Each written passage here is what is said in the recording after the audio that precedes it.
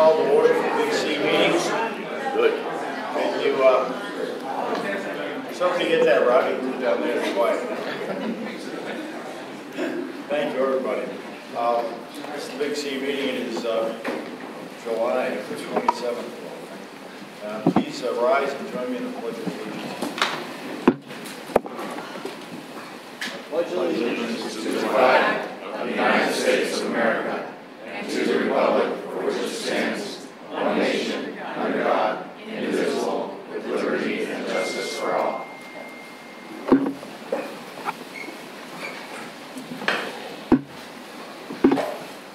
As we normally do, we're going around the room and introducing ourselves, and I'm going to start with the council first.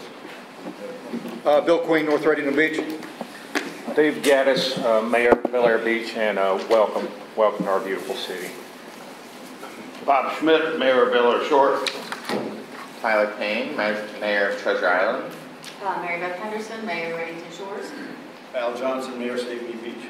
Cookie Kennedy, Mayor of the City of Indian Rocks Beach, and I just want to say whoever put this all together, everything is so beautiful today. I just want to say thank you, and all the little chachitas out there in the back, it looks very nice. Hey, Betty!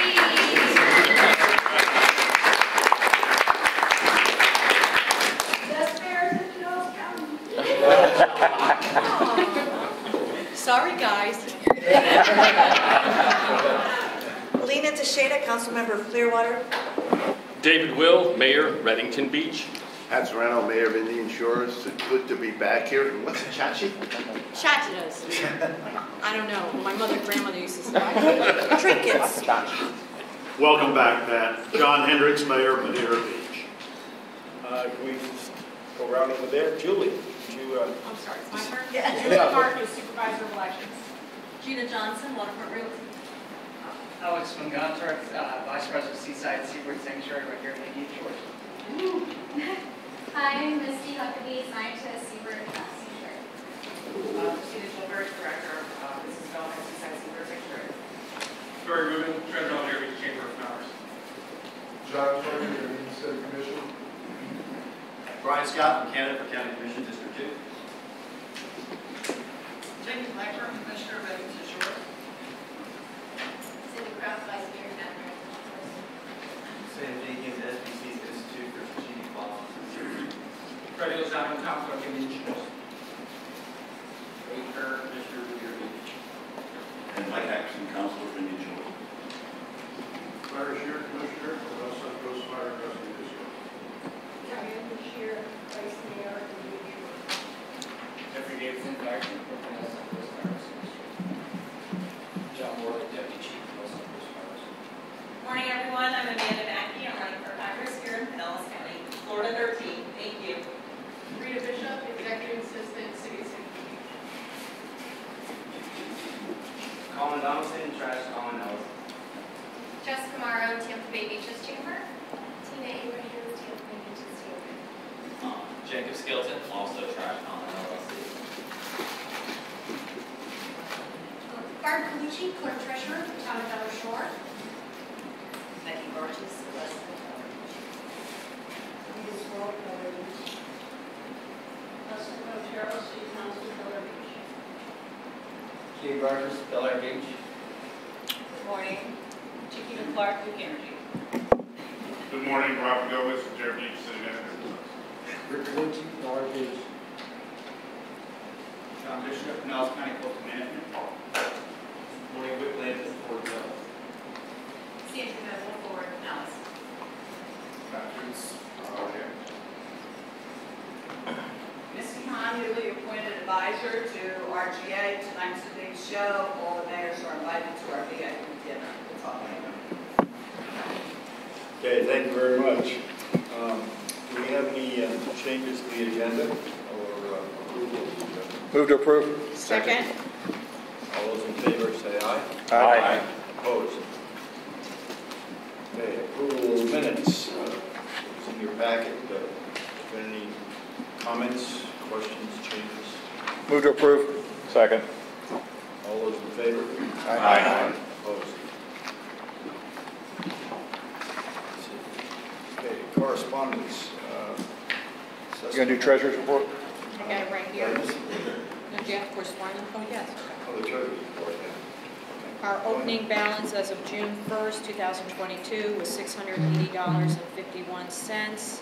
There was only one disbursement, which was $7.92, which was digital deal, which brought our balance to $672.59. Respectfully submitted. How many checks did you get from the assessment that you did? I don't think I got any. Then we probably.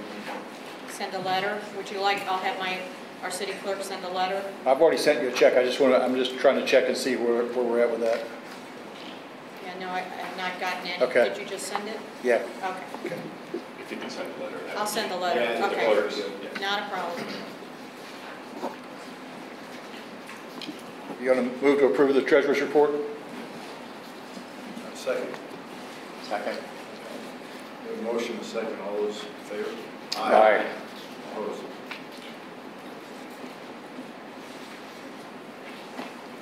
Okay, Big C assessment application.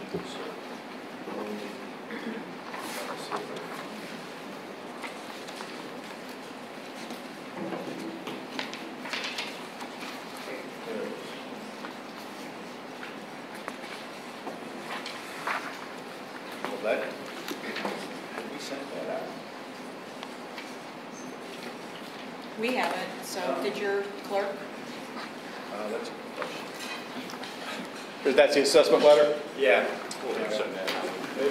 Maybe just resend Well, it. I'll have to Yeah, just send it back out again. everybody, that's fine. I thought we all received it, and then we're supposed to forward it on. Well, in that case, it was, we sent it out already. It came from our clerk's office, but I can have it resend.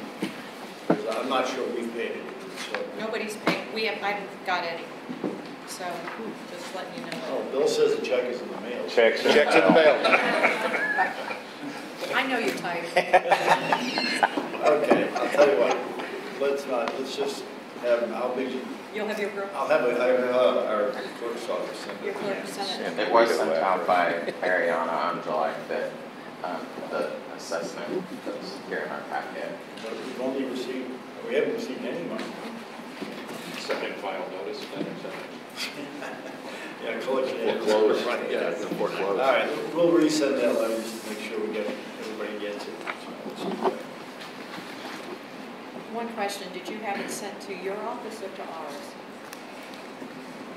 Did I have? Or to the clerk, because she probably, It she's says- going to send. It says mail to City of Indian. Okay, thank you. I'm glad that Tyler's on the committee here. Okay. New business. We have a guest speaker from the county today, Julie Marcus, our supervisor of elections, and she basically is going to give us any rundown on changes to the election process since we're in the season, and then just open it up for questions for us. So Julie, start. All right, as best I can do. I'm melting as I speak right out of the gate. But Mayor, thank you for having us here today. It's a beautiful room. And good morning, everyone. We're in election mode. It's 27 days for you all till the primary. And we've got some candidates here, so I know that you're like, thank God. That's really good. But we have been like, honestly, it hasn't stopped. It feels like 2020, but it deserves a comma, 2. Make sense? So it just keeps going. And we haven't really had much of a break, which is fine, but it is what it is. But we got done with redistricting, which was a huge project. We got done with a lot of things that we can't do in even years. Because in even years, you're just going, and you can't get other projects done. So in odd years, which I know is when a lot of you have all of your municipal elections, but that is our time when we get things that we have to get done. For example, we had a huge address point project for our GIS to help us with list maintenance with addresses. That took a whole year to get done. We couldn't do it in 2020 for obvious reasons. We definitely couldn't get it done this year, so we had to squeeze that in 2021. We get PM done on equipment. We get updates on softwares. All these things get done in our odd years. So 2021 was a very aggressive get it done year. We had to pay attention to a lot of legislation that was coming out of 2021 and 22, and it's just been going and going. So leading up to, for redistricting, everybody got their voter info cards. I've already talked to people who say they it's probably sitting in a pile, which brings me great pleasure in knowing that we are speaking to our constituency. Did everybody get their card? You don't need it, but it's a requirement under law. So we mail it, so you can use it for homestead and whatever, but you know what you can vote for. A very confusing question that folks have right now is, well, who's my current person representing me? It's who it is. So nothing changes right now. So it's like who you had as a representative for their term is who you have through the end of this cycle. What's on your card is who you are going to be voting for this fall or in the future, depending on when their term is up. So that's the biggest question that we're getting in regard to redistricting. Who's now and who's going to be, and that's how it will be. So once we have elections in 2022 in the general, and everybody raises their hand, they take office, those will be reflective of your card. Does that make sense? Okay, good. All right, the other thing is we mailed out 300, and I'm sorry guys, I'll try to come back over here, but then I lose the mic. So no, I'm loving you guys, okay? So we mailed out 345,000 mail ballots. Just like we have since the beginning of time, you have to request one of those. We don't just blanket mail. So that's, one of these things that just has had some wheels, and I can't, I'm trying with all of my might to stop that car from rolling down a hill. We don't just blanket mail ballots. You have to request one. If you want one, go on our website, make a phone call.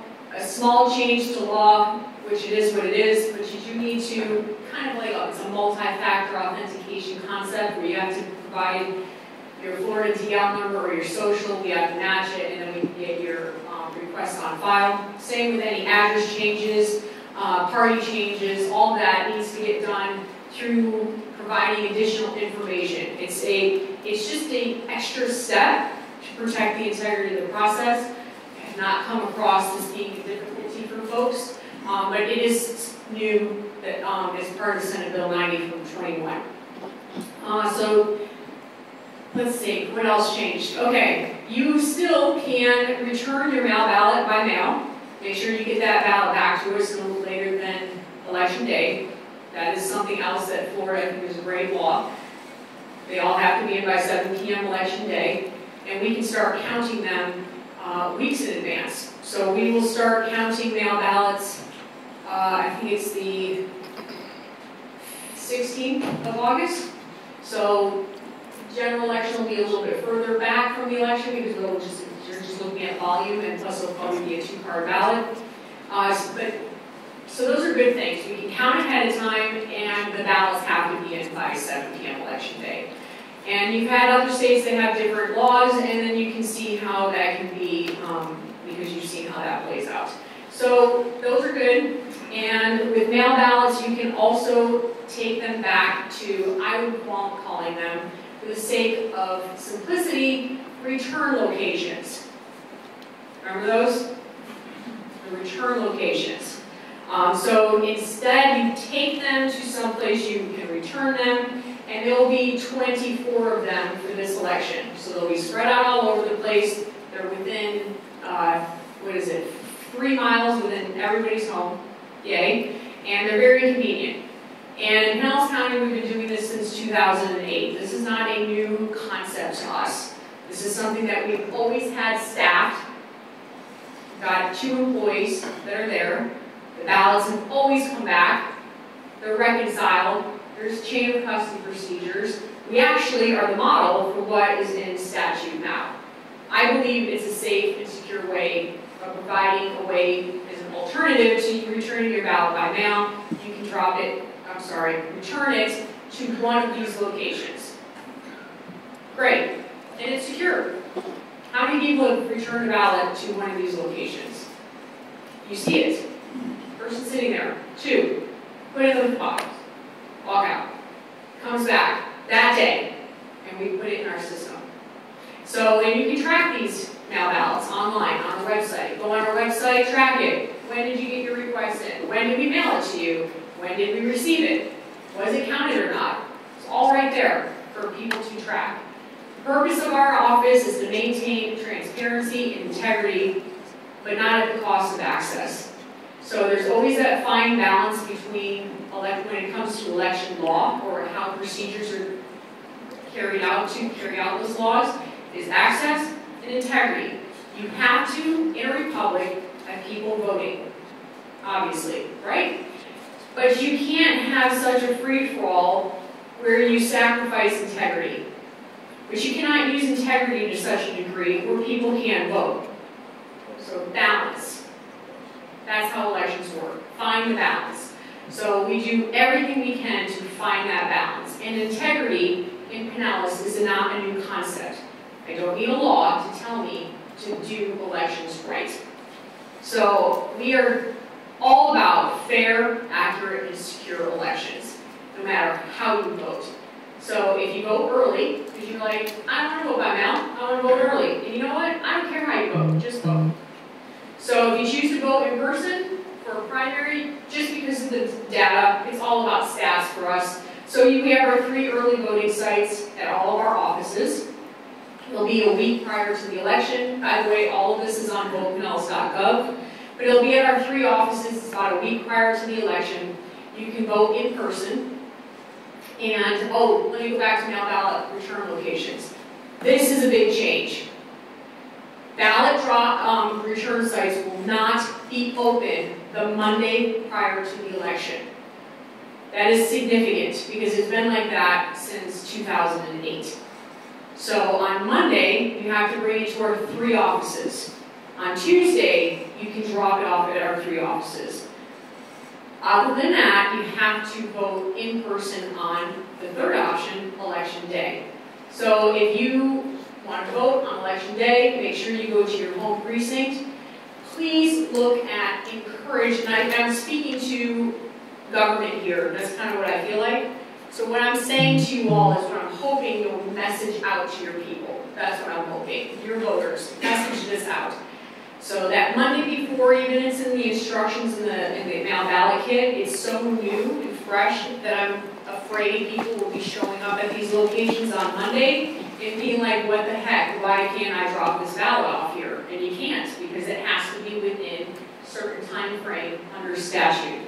So I'm asking to push this information out to the people that you know. So on Election Day, it's really important that folks look at the precinct finder on our website, or look at their voter info card, which in my opinion is like the second they get it, it could potentially be outdated because they move the next day. You know what I mean? So what happens is then people will show me cards that has like Dottie Ruggles' name on it. And I'm like, okay, I loved her because I knew her personally, but she hasn't been with us since 2000. So you should get rid of that card, unless you want it for nostalgic reasons. But for purposes of information, you need the most current card based on your information. So if you get a card in the mail and you move the next day and you don't tell us, your card is outdated. Does that make sense? So your card is as current as your information on our system. So I prefer people to go to our website, Precinct Finder, to know where they're supposed to vote. With redistricting, we minimized polling place changes. 90% of everybody who in our county had no change, but there's still folks who did. So go to Pinellas.gov to find where you gotta go. Encourage folks to do that. So we're well underway. Information's on our website. Candidates are prepared. We've got a couple contests. I don't know where. I know that you guys are along the water, but District 657, because of the lawsuit, that contest is over, but none of the notices to tell anybody of this could make it in the first 345,000 kits because of the timing. But because somebody was removed from the ballot, even though you're going to see their name on it, because printing already took place, it doesn't matter, that contest is gone. District 4 for County Commission is a universal primary, which means it'll be on every person's ballot within District 4. It gets confusing because people are like, Why do I have 2 Republican candidates on my ballot when I'm not? That's because you're allowed to vote in that. And that's a really big law change that happened like a million years ago, because in Pinellas we had a sheriff contest where it was 2 Republicans that ran for office, and it was a closed primary. So what does that mean? That means only Republicans were allowed to vote for the sheriff, and the winner was the winner. And they represented everybody. So they were like, okay, we should probably change that. So they went and changed that law, and they created what they call a universal primary. So if there's only one political party represented in the primary and there's no opposition in the general, everybody within that jurisdiction is eligible to vote for that contest. So that everybody got to vote for the sheriff. Does that make sense? So in Board of County Commission District 4, that's what you'll see there. We have 2 other pending lawsuits. One we don't expect an appeal, and one is set for trial on Thursday that impacts Congressional District 14, which has nothing to do with you guys, but that's way over on the other side. What else? Questions? Oh, come on. There's no way I'm that thorough or that you don't have questions. I have Yes. a question. Yes, sir. Yeah, I do too. Okay. The mail ballots, do you have to continually request them, or once you've requested? Excellent, thank you for that question. Okay, so here's the deal. Mail ballot requests. If you have a request, if you got a ballot between 2020 and now, okay, you're good. You do not need to request a ballot for the general election. However, please, please fill out the request info in your general election mail ballot kit if you want to keep voting by mail. Because the statute did change for this. Everybody's mail ballot request, which Pinellas has a very healthy and robust mail ballot process. People enjoy the convenience of voting by mail. So we did not put guns to people's heads. They just got them and thought, this is excellent. I can vote this way, it's convenient. Fantastic, and they've been doing it since 2008. But all of those requests are obsolete and invalid at the end of this year, which means Pinellas starts at 0. So we like whiteboarded this idea, and that's not a joke. We went through and tried to think of every possible way that we could connect. Humor me. When you're in election mode, right? You're like, okay, I'm in election mode. How many of you guys are thinking about elections in January? Nobody is. No one. They don't care. They're like, yeah, I'm done. Thank God. That's over. Right? It's out of sight, out of mind. So my mission to staff was, no one is going to think about elections or doing something with a postcard in the middle of January. No one's going to care. No one's going to return this concept. So how do we make it relevant in election mode where people can make it convenient and we don't make another issue? So we whiteboarded a whole bunch of ideas. We came up with stick something inside, have another envelope, do all these different things. But then you think, well, that's a good idea, another envelope. Yeah, that's a great idea until they put a ballot in an envelope that doesn't have their name on it or any information that we need to count it. Scratch that idea. So what did we come up with? This is the best idea that we could come up with to try to capture as many requests as humanly possible before they all come off in December 30th. And that impacts your municipal elections, by the way. That's what's so scary, is you start at 0, and all of your municipalities are having elections in March, and no one's on the system to get a ballot. So we're doing this, guys, for you too, because it's important that your elections have people voting in them also. Not to use the phrase, but politics are local. It's important. So it matters. Can we request now to be No, next don't year? request now. That's the problem. You're requesting for the general. So what we're trying to do is we created we have an envelope. You know how you sign the outside of the envelope? How many of you checked the box, I'd like to keep voting by mail, you signed it, you were done. Well, you can't just have that now. Now you have to have a place for a person's driver's license or social security number, last 4 digits, so that we can verify that information on your voter info in our system in order for us to put on a request. It sounds wonderful. I get it. It's a multi-factor concept. I get it. But it also is a very difficult thing to administer and get people to respond to. So what we did is we're like, okay, on the outside of the flap, okay, before you seal it, underneath there, we put a box that says, I want to keep voting by mail, with the info that we now need, DL or SS, or a QR code, so you can go do it on our website. Great. And then you seal it, and you sign it. Great. Please do it. Encourage people to do this. It's a very secure way of getting it back to us. And then in December, the beautiful thing we get to do that used to be a very automated process is we get to spend a cool 6+ figures on opening and flapping it and putting all this info and verifying all this. And we get to do that in the month of December so that we can get folks on before your March municipal elections. But it's going to take time to educate voters on this, to get them used to this concept, and we'll see how it goes, but it's better than starting at zero. That's how I look at it. On that same topic, will you have like a package of information after the general that the mayors can disseminate, or like work chamber that we can send to our members, educating on like getting the new process set up? Will you have for like organizations like us? We can put something together that's separate from the mail ballot kit, because the law is very specific as to what you're allowed to have in it. So we can't go through a dissertation, but there's definitely something that we can put together to say, folks, I'm totally there with you. Yep, absolutely. Julie? Yes. Yeah, kind of taking that question a step further. All of the mayors here have ways of communicating with their constituents, their residents.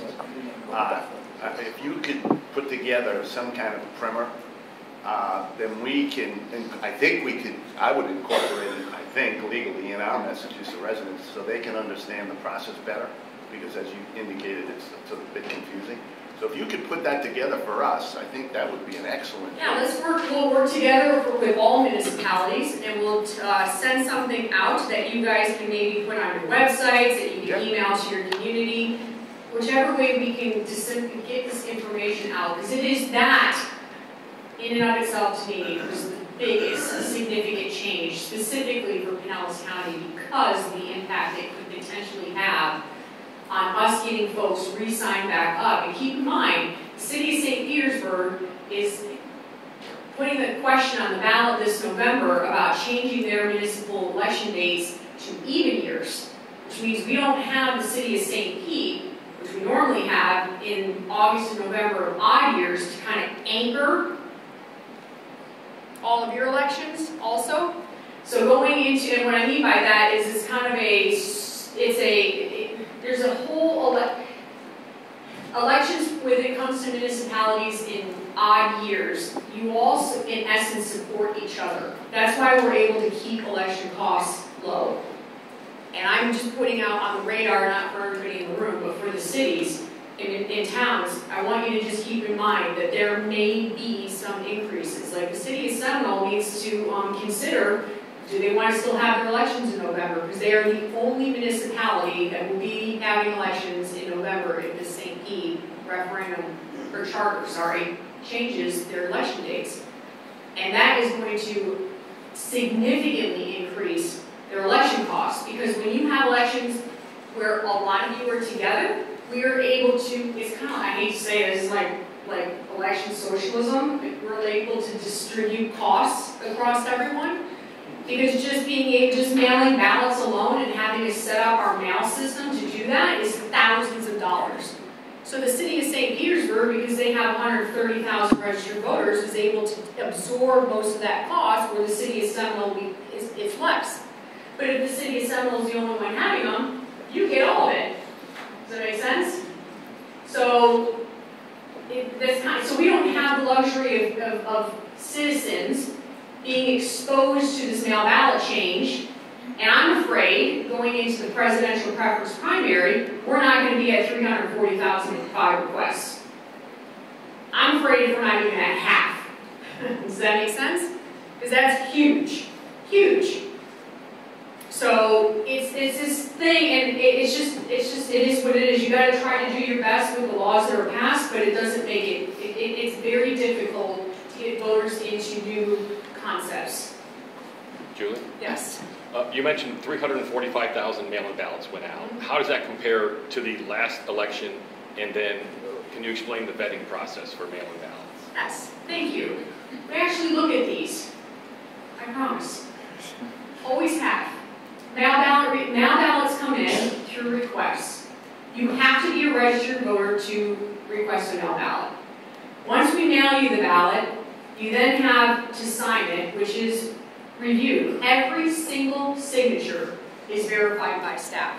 Every single one. And the law does allow for a cure option, so that if we see that a signature, not suggesting fraud, but people have strokes, things happen. You have some 18-year-old that signed really fluffy with his heart and all this, and then now they have a kid and they have a house and all this stuff, and they're very professional about it. And signatures change. So we cure signatures, but all of that has to have IDs, you have to sign an affidavit. There's all of these tiers of verifying mail ballots. Mail ballots are not forwardable. So these pictures you see, ballots just randomly all over the place, that does not happen in Florida because they have to come back to us. You cannot request a mail ballot to an address that has never been on our file over the phone. It has to be in writing where we can verify your information and your signature to make sure that wherever you want us to send your ballot, it's you asking for that ballot to go there. And then when ballots come back, we have to verify those signatures. We have to verify that first, here's something else that you may hear out in the world, okay, because this is big. We mail ballots 35 days prior to the election, but people can change their parties up until 29 days before the election. So what happens? Ballots go to, I'm not picking teams here, I'm just saying a name, a Democrat, right? And then they change their political party to a Republican on the 29th day. We have to mail them a Republican ballot because that's not what they're registered as. So what do they have now at their home? Two ballots. Let's pretend they return both. First one we receive is the one that counts. Period. So let's pretend they return the Democrat one back. In the past, the canvassing board would get those, and they count the contest that that person would have been eligible to vote for, regardless of what ballot came back, right? Which would be the nonpartisan contest. If they return the right one, which was the Republican, because that was the last thing that they updated it with, it's good to go. But the point is we only count one. Another thing that happens is people move all the time. So they may get a ballot at an old address, have it, and then they get another ballot at the new one, and they're like, oh my God, you got two ballots. Doesn't matter. You can only count one. So the first one we get back, that's the one that counts. That's important too. And you can track all of this on our website. And you can show up to all of these meetings. We do not conduct elections in a closet. Never have. All of our meetings where we open up ballots, where we test voting equipment, when we conduct audits, when we conduct recounts, all of it. And I know that you small municipalities have recounts all the time, thank you. But the point, I actually dig them. I don't mind recounts. It's not that something went wrong, it's just that it's close and let's look at it again. We had elections where it was a one vote different. It was like just months ago, and the vote didn't change. We had ones where there's ties and the votes don't change. The referendum failed in one of the municipalities because it was tied and it didn't pass. But I've seen elections. This is why I'm kind of like, how many did you lose? So you're down by 1,000 votes. I'm like, yeah, that's not going to happen. I've seen 5 vote count difference. I'm like, oh, that's going to be a tough one to get. Because for every vote you get, if it's that close, then the other person's got to lose, you know what I mean? And it's just very difficult. Recounts to me, I love it because it proves our systems work. I'm like, bring it. Let's show. Once again, we've had 4 recounts since the 2020 general election. 4. Spot on. I'm like, and then the St. Pete primary, we've now, this was a huge thing I wanted. I was like, I want 100% audit system. I want 100%. We went out and bought a system that's completely separate from our tab system. Not same company, they're not connected in any way, shape, or form. Totally separate. This system, you go through, I'm sorry, let me tell you how it works. So told you, we're already over. Okay, really quick. St. Pete primary, because in every other election we've had recounts, so we haven't had a chance to use it outside of the St. Pete primary. But the St. Pete primary, we were able to use for the first time our audit system. So when we count ballots, they go through our tabulation system, right? Which is an island. You like that? Because it's very around. You're welcome. It's like an island. It is by itself. It's contained. It does not get email traffic, internet traffic. It is a stand-alone system. Period. I don't know how else to say that. Hello. Now in our room, so we're processing these ballots. They're going through high-speed scanners. That's their only job. They don't think, by the way. They don't get hungry. They don't wonder where the kids are at. They're not wondering, off because they've been looking at the 400,000th ballot and they're tired, right? They're just counting not just ballots, but dozens of contests, right? We had like 1 million cards. 1 million cards in the 2020 general election. And there were dozens of contests. So how many votes is that? Because these are the hand counter people that I really want to be like, really? We want to hand count. I just have a system here that I've tested publicly. Every single one of these systems has been tested, not only certified, but then accepted, tested by us, and tested. And the system's just counting. It's like the same thing that happens in a bank when you throw 1,000 $1 bills and the system says, yeah, there's there's 1,000 $1 bills. And you're like, great, and you accept that. Do you not? Who's sitting there going, no one is. You take your little piece of paper wrapped around, you're like, thank you very much. I'm going, whatever you're doing with 1,000 $1 bills. But okay, the point is that that's what our system is. Now, attached to it, so all these go through the scanners if you're putting them in during early voting or on election day, right? It's going through a scanner. Mail ballots, provisionals go through the high-speed scanners. All the ballots come back, right? We put them through an independent audit system. So they get scanned again by a totally different system. So the St. Pete primary, we audited 100 precincts, every single contest, every single vote cast. So it's like over 77,000 votes cast. Votes, like ovals. It was absolutely the same. The same. 100% accuracy. That's how amazing the system is, and I stand behind it 100,000%. I feel very strongly that we cannot have a healthy republic if people do not believe and have confidence in our system. And I'm telling you here today, as your Pinellas County Supervisor of Elections, you can have faith that Pinellas County is counting your ballots fairly, accurately, and securely at every single step.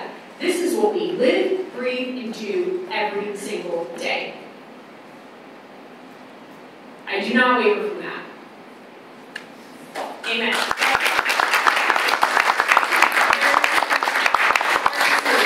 So I want you to have faith. I want you to go into these elections knowing that it's good to go. And that the elections that you guys put us in charge of, because it's a contract. We're not required by law to conduct municipal elections, but we do it because it's a good community service. It'd be really awkward for municipalities to be doing this on their own. You'd have to go out and get your own systems, you'd have to do everything, and it would be cost prohibitive, if not near impossible. So we have this great relationship, working relationship, and I want you all to have faith that when you get elected or that you cast a vote, that it matters. You guys are valid winners. Or you're a valid loser. Which, by the way, 50% of the people on the ballot lose. I don't know what to say. It happens. Like, that's what happens in elections. So, anyway, I appreciate, if there's more questions, anybody else? I got you guys. One more question. I would appreciate if you could stick around in case anybody has any questions Absolutely. after we adjourn. Private questions. Hopefully a quick question. Private question? Okay. You got a quick one, David? Yes. Were there more or less mail-in ballots that went out this time? Oh, I'm sorry. Yes. So for the general election of 2020, there were, by the end of it, we had 411,000 requests. So why does that drop off to 345? It drops off because people move. We have to do list maintenance and people just come off through that process. People get rid of their requests. They choose not to vote by mail anymore. So it's a constant moving thing. I believe by the time we get to October of 2022, I believe it'll be beyond, I'm hoping 375. We'll see. But I think that this is why I don't like major overhauls after something that could have been an anomaly. So 2020, we had the pandemic and blah blah blah. So you don't know where their heads were because you had this completely random thing happen that never has happened before. So maybe a lot of people voted by mail on that one literally because of COVID, and they'll never choose to do that way again. You know what I'm saying? So I think this is where Pinellas is. My fear is that I'm afraid that because all the requests drop off at the end of the year, it's going to take a few elections for us to get back. And a few elections means, oh my God, 2024 is right around the corner. You know what I mean? Okay. Thank you very much. Thank you. Okay. Please stick around. Thank you.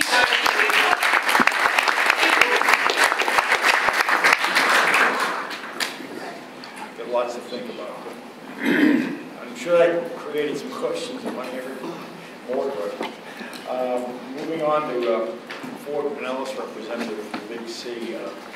I'd like to nominate Alan Johnson as our Ford Pinellas representative. Second. Vote.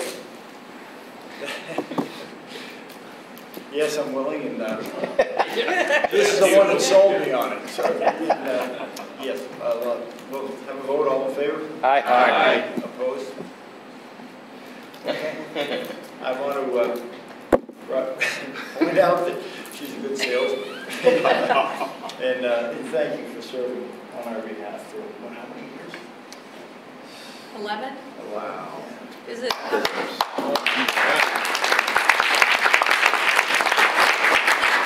We have a couple more things we're trying to get done, like Whit Blanton is the next speaker, and we're still trying to get all of you for the Safe Streets, because that was one goal as the chair this year, was to get all of the 24 municipalities. Clearwater still hasn't signed, so I think I'm going to come down and talk to whoever. I don't know what the issue is, but yeah, I love Frank, so I'm going to come down and I have to talk to him anyway. So, and if you have concerns, please call me, call Whit. We'll be more than happy to meet with anybody. Whit, come up here for a sec, because you're next anyway. What any of the cities here, I don't mean to single them out because they may not know.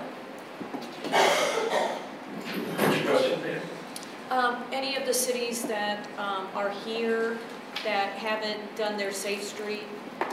Just Clearwater. Okay, I'm going to come. Doesn't love calling us to get in my car.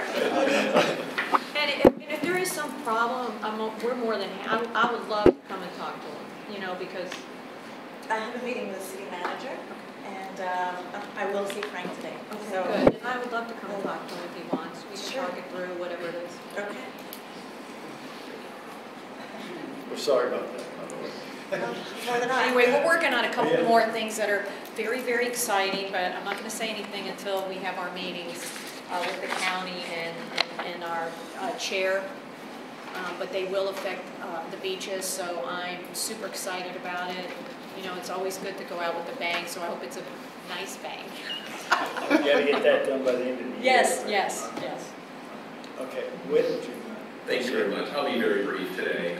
Thank you Cookie, for I have one the question. resolution. Why do you push, I'm sorry, why do you push that out to 2045? I mean, that's 22 years from now. Shouldn't we have a shorter objective than that? Well, we do. We have a target of a 20% reduction in fatalities and serious injuries on our roadways over a 2-year period. And we chose that 20% because we looked historically at the last 5 years of crash data, and we looked at the lowest year, and that was 20% lower than where we're at today. So we know we can achieve it. It wasn't that long ago that we had 20% fewer fatalities on our roads. So that's our target. The goal, it's an aspirational goal of 0 deaths on our roadways. We've signed up to that. Tampa signed up to it, City of St. Pete, City of Orlando, the federal government, and the state of Florida, the Florida Department of Transportation has a Vision Zero goal. But it's a goal, it's an aspirational goal, and we had to pick a year.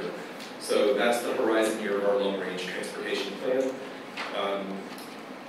We don't accept any deaths on our airlines. If we killed 300 people a week with planes dropping out of the sky, we'd be talking about that. If trains killed 300 people a week, we'd be talking about that. But we just sort of accept 300 people a week dying in our country, on our roads, and that's not acceptable. So that's what we're trying to change, is that attitude, that mentality. And I've had mayors, not anybody sitting here in this room, tell me, well, everybody cares about safety, but, what's that but? But we got to get somewhere fast. And speeding is a big problem with our injuries and fatalities on the road. Aggressive driving is a big problem. Impaired driving is a big problem. But impaired driving and distracted driving isn't the big percentage that's been reported. It's not 80% of that. It's more like 20 or 30%. So there's other factors that are involved, and a lot of it is the design of our roadways. Had a bicyclist killed up in Pasco County last week. I looked at where that bicyclist was riding. There wasn't a sidewalk, there wasn't a shoulder, and yet it was a road that was lined by driveways with residential homes all along it. That's Pasco County. But still, and that bicyclist, you say, well, maybe he didn't have lights, maybe he wasn't wearing a helmet, or maybe he was wearing dark clothing. Somebody still ran that bicyclist down. And that's a challenge we have on our roadways. And it's not just bicyclists. Curlew Road and US 19 is our most dangerous intersection in the county. We have crashes there involving very serious injuries and fatalities weekly. And when we build the overpasses on US 19, guess what happened to our crashes? They're not happening on US 19 as much. They've shifted underneath. They're now happening at the underpasses at Sunset Point and US 19. So we've got a problem, and we need to be serious about it. I am happy to say that the Florida Department of Transportation is a great partner, and they really want to move the needle on safety. It's not just, they don't just say safety is our number one goal. They're actually behind changes in how we design and manage our roadways. We're not going to prevent everybody from doing something stupid. But if you take a safe systems approach, you recognize that people make mistakes, and you design and you account for that in your planning and development of your transportation network. And that's what we're asking to do, is think a little bit differently. Last night I was really happy to hear that the City of Tarpon Springs adopted the Safe Streets Resolution, so that's one more check. I think we've got Seminole, we've got Pinellas Park, and Clearwater, and with the Big C joining that, we've got all the beach communities. And I want to thank St. Pete Beach. I think you were first, so that was great. Really, the resolution does not commit you to any specific actions. It commits you to a partnership. It commits you to working with us to identify demonstration projects. It commits you to working with us on law enforcement, working with us on education, all the things like that, because it's not just about building and designing things. And if we can work together, I think we'll have a much better quality of life for our residents here. And I'm happy to answer any questions you may have. Go ahead, Jim. Well, we've also got an enforcement problem, and I see it every day along the beaches, and that is the enforcement with the pedestrians themselves. Yep. We've got crosswalks all up and down Madeira Beach. They can be 20 feet from a crosswalk and not use it. Yep. We've spent thousands of dollars with lights at crosswalks. They don't push the button. At night, people are invisible. You've got the car lights, you've got dark closing, you literally can't see people. And we also need a program to educate these pedestrians. I think everybody knows it. It's just inherent laziness, with a lot of people. Because if they don't happen to walk up to a crosswalk, they're not going to use it. And so if we don't have enforcement, there's not an ordinance out there that is any good if you don't have that enforcement. Yeah, we do have, we work with law enforcement a lot. They serve on some of our committees, and they are good partners. I think it's a manpower, and they can't be everywhere all the time. So education and getting some tickets and getting some warnings does send a message. What I've heard from Chief Slaughter and Clearwater in particular is it's sometimes hard to change behavior with enforcement with ticketing if you're ticketing a visitor who's going to be gone and then you're going to be replaced with another visitor who's probably never seen a rapid flashing beacon light and doesn't know what to do with it. So there are some unique challenges to that here in Pinellas County because of our number of tourists.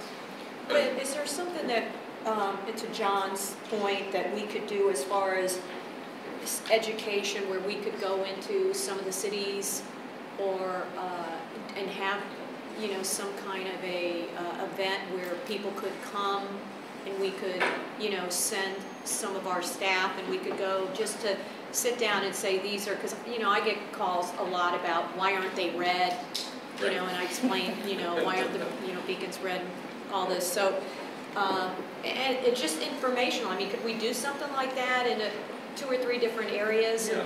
Would that work? And we have in the past, and I'm happy to do that again.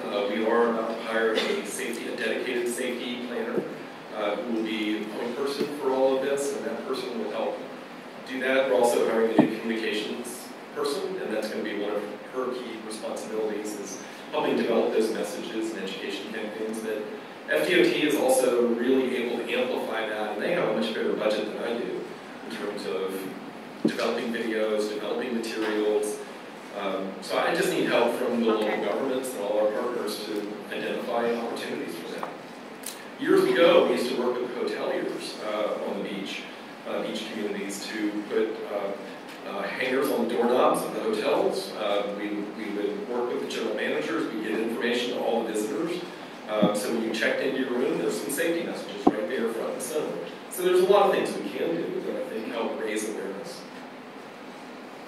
One quick question, with the target numbers you're looking at, the 20% reduction, is that a per capita thing that you track? Or?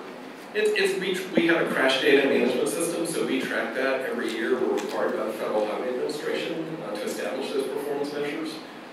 So that is something that we track. We get all the crash reports. Sandra in the back there is part of our team that does that. So yeah, we've got a really good way of monitoring that, and we're required to every 2 years renew that performance objective. Have you got any rumors for? I mean, I know we fought this thing about the RRFBs and where we could put them when we couldn't. Is that going to come back up again, or we won that battle? I think we won that battle.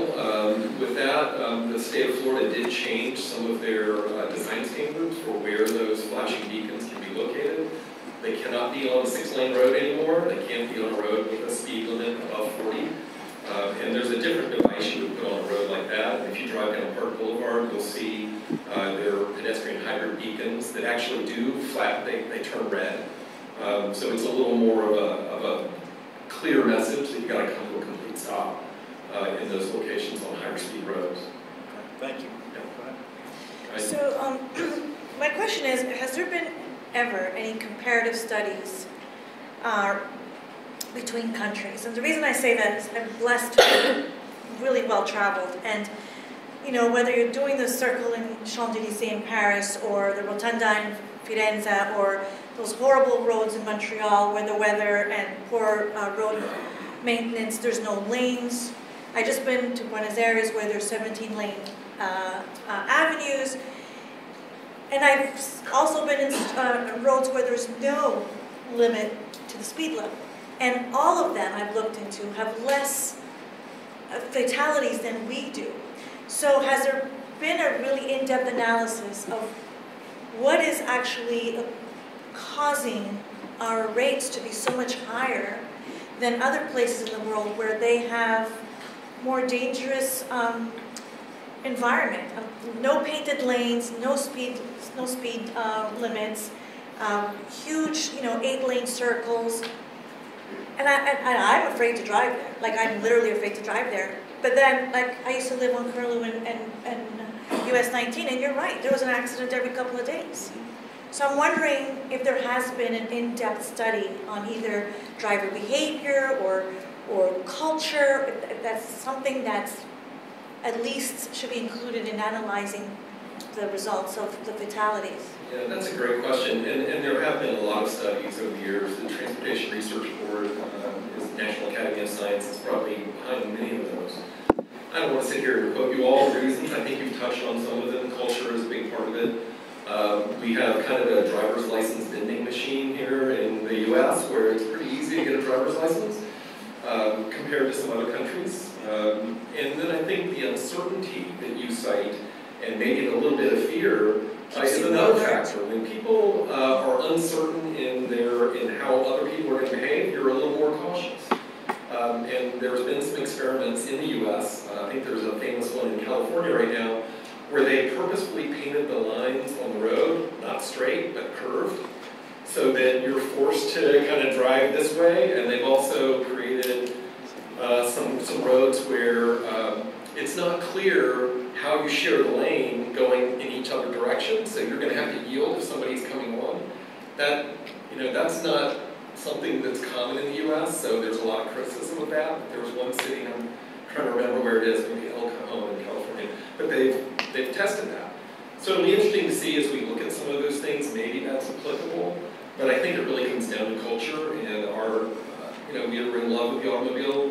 We developed a lot of our cities and states around automobile travel, and the need for speed is real for some people. Well, thank you very much. Lighting alone would help these crosswalks, and that's something you may want to consider is when one is put in, at least have it at a street light. We have a big lighting project coming from the state of Florida. I think they're spending, I want to say it's $3 or $4 million to enhance the lighting on a lot of the state roads. We still need to get some more lighting on county roads, and that's something that I've talked to the county administrator about. He's aware of that. Specifically at crossings. Yes, sir. Thank you. Great, thank you very much for the appreciate it. Okay, moving on. Didn't have any old business. I'm going to vote on that resolution today. Do you want it by the cities or do you want it by the big C? I'm happy to have the big C. do it as a group. Yeah, if you're willing to do it, we'd love to have it. Well, let's do that. And then, Mayor, I just wanted to remind you that for your appointment to Fort Pinellas, we need your board at St. Beach to. I realize that. Yeah. Okay. Okay. So I'll make a motion that we endorse the resolution for safety. A second. we have a motion and a second. All those in favor? Aye. Opposed? Great. I'll get that prepared under the big C signature.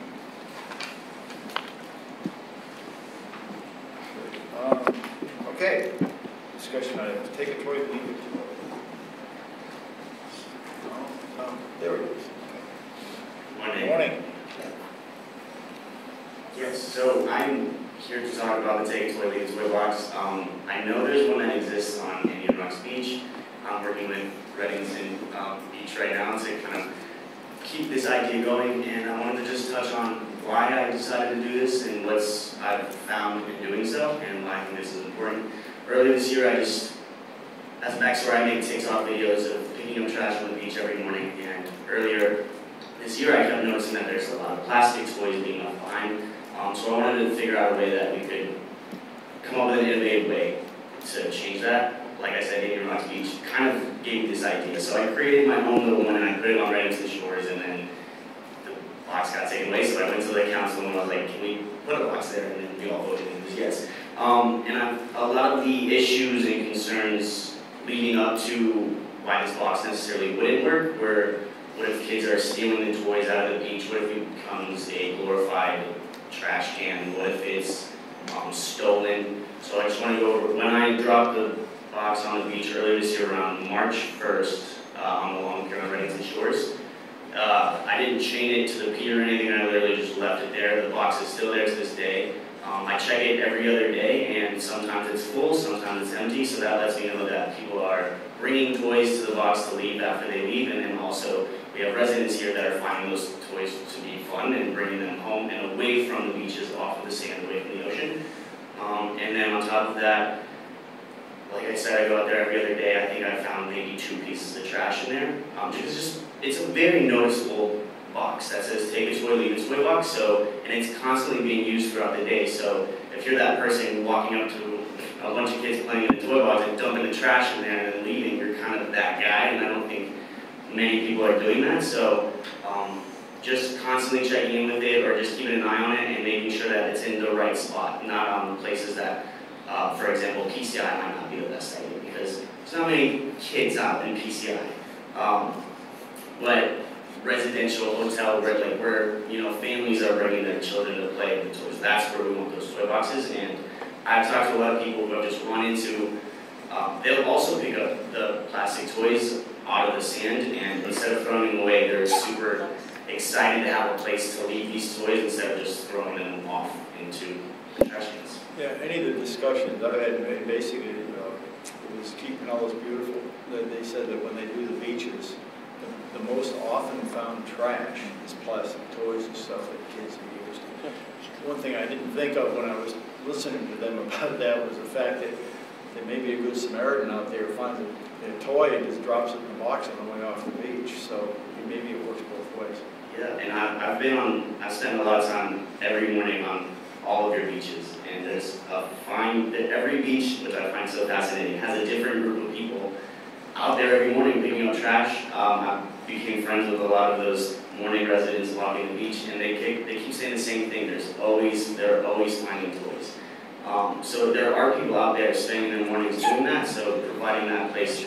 I firmly believe that every one of our beaches should have a trash can, a recycling bin, and a toy box, just as ways that we can further keep our beaches, keep our beaches beautiful for everyone that's coming to visit, and realizing that we do have the most beautiful beaches. Colin, do you have a card or a phone number or an email that we can have? Yes, my phone number is 727-742-2323, and my email is Colin, spelled CAULIN, @gmail.com. And I would like to say working with Reddings and Beach has been so fun, figuring out how we could. The way we went about it at first was I put the box out there, and it got a lot of views on TikTok, but it went out, so we were able to figure out how can we make this an interactive educational experience for teaching younger kids how they can get involved in their local community, and figuring out ordinances, and just kind of getting and stepping into this space of how we can educate the youth in the way that passing ordinances or figuring out how they can get involved in their community. So it's been really awesome to have that connection and that partnership. Well, I'm glad to hear it's working well anyway, because some of our residents or people in our administration had their concerns, but it's a good example. Now we've got a test.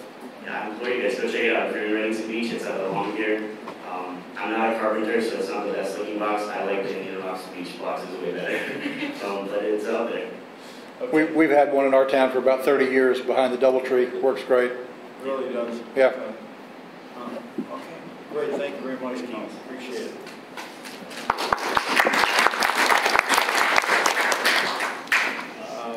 We have legislative update on it. I don't know if any of our current legislators representatives are here. I don't see any, so we'll continue with that. Any public comments? Anybody wants to get up and give us a few minutes of their time to? Okay, we have the chair. Sorry, I'll keep it short. Please do. Yeah, late. Running overtime, Queen is really. Sorry. I'm leaving. I gave you the information anyway. So I'm Jessica Varn with the Tampa Bay Beaches Chamber. I just wanted to inform all of you complainers up here that you're invited to our upcoming event. It's honoring community leaders. It's also open to the public. I have more information on that. It'll be August 30th in Clearwater Beach. So you're more than welcome. And I think you all should already have an invite from our CEO, Robin Miller. But if you need any work getting registered, just come contact me or send us an email and we'll get you all set up. Just one more comment also. I know what you were talking about, old things that maybe the hoteliers had campaigns working on educating our visitors on safety and resident crossing safety. So the chamber for a long time has had key to safety cards that we worked with our members as, so we still have those key to safety cards. They fit into hotel keys. And we work with our businesses that are hoteliers on the beaches to hand those out to their visitors when they check into hotels. So if any of the cities would like to have those physical keys at their locations, we can disseminate those to you. And I know, Tyler, we had Chief Barkley have those. So police chiefs or any cities, they're little cards that just educate our visitors on crossing properly, using the crosswalks, wearing bright colors, all those safety tips for, crossing properly and hoping to minimize those accidents. So that's all I have. Thank you very much. Since Mayor Queen is wanting to leave, let's just stop. What's going on? Nothing. Nothing. It's quiet. That was fast. Mayor Gaddis. All quiet in Bel Air Beach. Well, quiet as in Bel Air Shore. Nothing to report. Reddington Shores is quiet. Summertime. John? Ain't Always never good. quiet.